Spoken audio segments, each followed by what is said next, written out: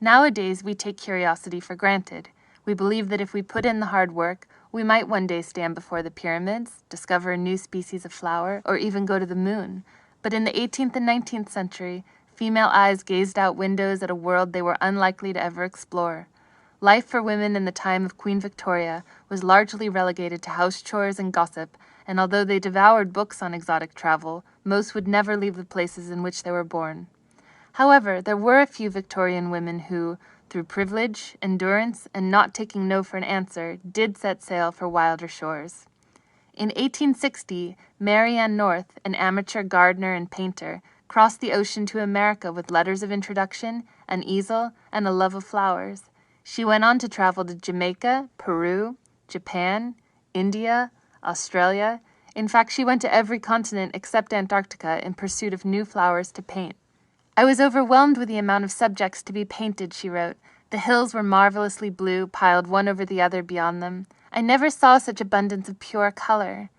With no planes or automobiles, and rarely a paved street, North rode donkeys, scaled cliffs, and crossed swamps to reach the plants she wanted, and all this in the customary dress of her day, floor-length gowns."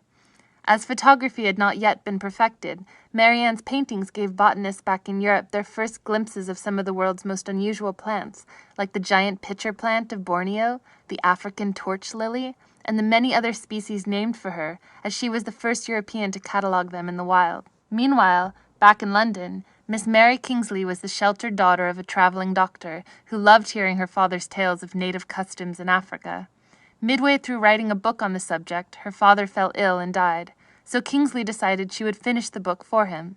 Peers of her father advised her not to go, showing her maps of tropical diseases, but she went anyhow, landing in modern-day Sierra Leone in 1896 with 2 large suitcases and a phrase book. Traveling into the jungle, she was able to confirm the existence of a then mythical creature, the gorilla.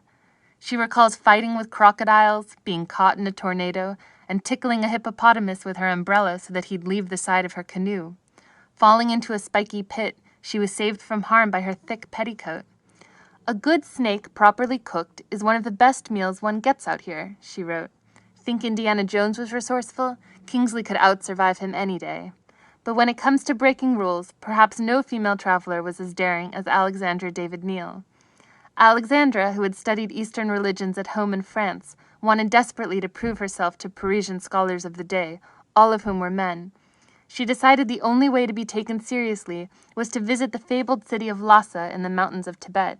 "People will have to say, 'This woman lived among the things she's talking about. She touched them, and she saw them alive,'" she wrote. When she arrived at the border from India, she was forbidden to cross, so she disguised herself as a Tibetan man. Dressed in a yak fur coat and a necklace of carved skulls, she hiked through the barren Himalayas all the way to Lhasa, where she was subsequently arrested. She learned that the harder the journey, the better the story, and went on to write many books on Tibetan religion, which not only made a splash back in Paris, but remain important today. These brave women, and others like them, went all over the world to prove that the desire to see for oneself not only changes the course of human knowledge, it changes the very idea of what is possible.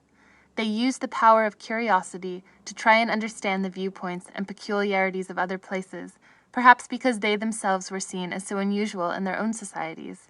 But their journeys revealed to them something more than the ways of foreign lands. They revealed something only they themselves could find, a sense of their own self.